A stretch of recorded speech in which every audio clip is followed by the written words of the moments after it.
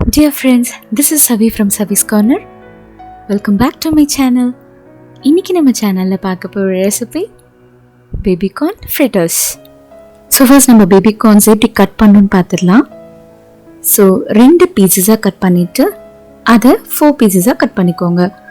நம்ம இப்படி கட் பண்ணும்போது தான் அது மசாலாவோட நல்லா கோட் ஆகி ஃப்ரை பண்ணி சாப்பிடும்போது நல்லாயிருக்கும். ஸோ எல்லாத்தையும் இந்த மாதிரி கட் பண்ணி எடுத்து வச்சுக்கோங்க.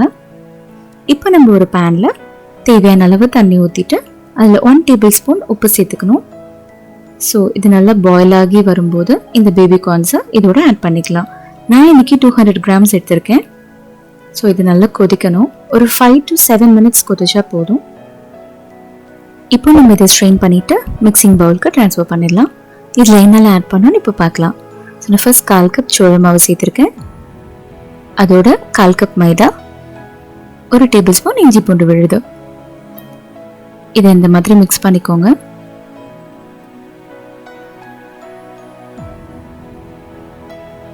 வேணும்னா கொஞ்சமாக தண்ணி சேர்த்து நல்லா மிக்ஸ் பண்ணிக்கணும். ஆனால் ரொம்ப சேர்த்துடக்கூடாது. இந்த பதத்தில் இருக்கணும். அப்போ தான் ஃப்ரை பண்ணும்போது நல்லாயிருக்கும். ஸோ நம்ம இப்போ ஒரு பேனில் தேவையான அளவு எண்ணெய் சேர்த்துக்கலாம். எண்ணெய் சூடாயிடுச்சு. இப்போ இதில் ஒரு பேபி கார்னை இந்த மாதிரி தனித்தனியாக ட்ரா பண்ணி ஃப்ரை பண்ணி எடுத்து வச்சுக்கோங்க. நம்ம இன்னைக்கு டபுள் ஃப்ரைங் மெத்தட் தான் பண்ண போகிறோம். அப்போ தான் ரொம்ப நல்லாயிருக்கும். ஆனால் இது ஆப்ஷனல் தான். ஸோ ஃப்ரை பண்ணி எடுத்தாச்சு. ஸோ நான் எல்லாத்தையும் எடுத்ததுக்கப்புறம் திருப்பி டபுள் ஃப்ரை பண்ணுறேன். இப்படி பண்ணும்போது நம்மளுக்கு இன்னும் கிறிஸ்பியாக இருக்கும். ஃப்ரெஞ்ச் ஃப்ரைஸ் மாதிரி ரொம்ப நல்லாயிருக்கும். அவ்வளோதான். இப்போ கரெக்டாக நல்லா ஃப்ரை ஆகிடுச்சு. இப்போ நான் கிரேவி செய்கிறதுக்காக ஒரு பேனில் 3 டேபிள் ஸ்பூன் எண்ணெய் சேர்த்து இதில் 1 டேபிள் ஸ்பூன் சிறு துண்டுலாம் இருக்கிற இஞ்சியும் பூண்டும் சேர்த்துருக்கேன். இதோட ஒரு 4 பச்சை மிளகாய் கீரி இந்த மாதிரி சேர்த்துக்கோங்க. இப்போ இதில் கியூப் ஷேப்பில் நறுக்கின வெங்காயம், ஒரு வெங்காயம் போதும். ரொம்ப ஃப்ரை பண்ண வேண்டாம். லைட்டாக டிரான்ஸ்பரண்ட் ஸ்டேஜ் வந்தால் போதும். இப்போ அதே மாதிரி கியூப் ஷேப்பில் கட் பண்ண குடமிளகாய், அதையும் ஒன்று சேர்த்துக்கலாம். இதுவும் ஹாஃப் குக் ஆனால் போதும். ரொம்ப ஃப்ரை ஆக வேண்டாம். ஸோ தேவையான மசாலா சேர்த்துடலாம்.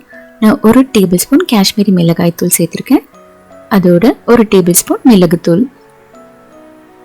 இதில் இப்போ 2 table spoon tomato sauce, 1 table spoon chilli sauce, 1 table spoon soya sauce எல்லாம் சேர்த்து நல்லா மிக்ஸ் பண்ணிக்கோங்க.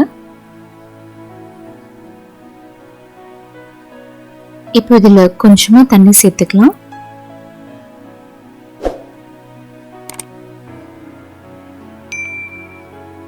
இதோட நான் இப்போ 1 டேபிள் ஸ்பூன் கார்ன்ஃப்ளவர் மாவை கொஞ்சம் தண்ணி போட்டு நல்லா சேர்த்து மிக்ஸ் பண்ணி அதையும் இதோட சேர்த்துருக்கேன்.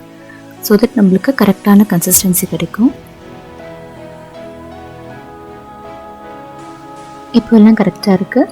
இப்போ கொஞ்சம் இந்த ஸ்வீட்னஸ்க்காக நான் 2 டேபிள் ஸ்பூன் ஹனி சேர்த்துருக்கேன். இப்போ நல்லா மிக்ஸ் பண்ணிக்கோங்க. இந்த ஸ்டேஜில் நம்ம ஃப்ரை பண்ணி வச்சுருக்க பேபி கார்ன்ஸ் இதோட சேர்த்துடலாம். இது ஒரு 1 மினிட் நல்லா ஜென்டலாக மிக்ஸ் பண்ணிக்கோங்க. அந்த மசாலாவோட பேபி கார்ன்ஸ்லாம் நல்லா கோட் ஆகணும். இந்த டிஷ் ஃப்ரைட் ரைஸோடு சாப்பிட்றதுக்கு ரொம்ப சூப்பரான காம்பினேஷனாக இருக்கும். ஸோ கண்டிப்பாக ட்ரை பண்ணி பாருங்கள். இப்போ நம்ம இதை சர்விங் பவுலுக்கு ட்ரான்ஸ்ஃபர் பண்ணிடலாம். ஸோ நான் இதை சர்விங் பவுலுக்கு ட்ரான்ஸ்ஃபர் பண்ணுறேன். இது சர்வ் பண்ணும்போது வெள்ளை எல்லை இதோட மேலே ஸ்ப்ரிங்கிள் பண்ணி கொடுத்து சர்வ் பண்ணலாம்.